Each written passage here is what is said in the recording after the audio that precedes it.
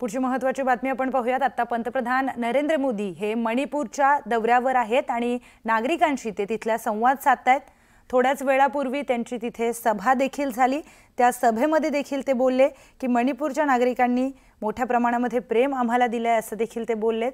आणि त्याचबरोबर मणिपूरच्या नावामध्येच मनी आहे, त्यामुळे मणिपूरसाठी मोठ्या प्रमाणात विकास कामांचं देखील तिथे विकास कामं देखील घेऊन येणार आहेत असं देखील पंतप्रधान नरेंद्र मोदी त्यांच्या भाषणामध्ये बोलताना म्हणाले। आता ते मणिपूरच्या लोकांशी संवाद साधतायत।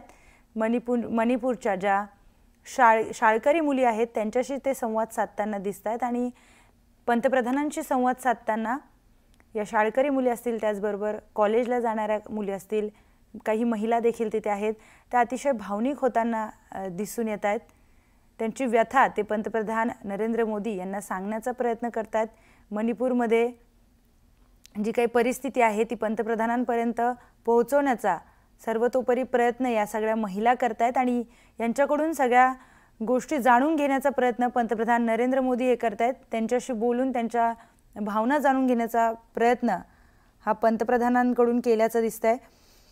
मणिपूरमध्ये पंतप्रधान नरेंद्र मोदी यांचा दौरा आहे। मणिपूरमध्ये ते मणिपूरकरांशी भेटतायत, बोलतायत आणि मणिपूरमधील ज्या महिला आहेत त्यांच्याशी खास करून पंतप्रधान संवाद साधताना आपल्याला दिसून येत आहेत।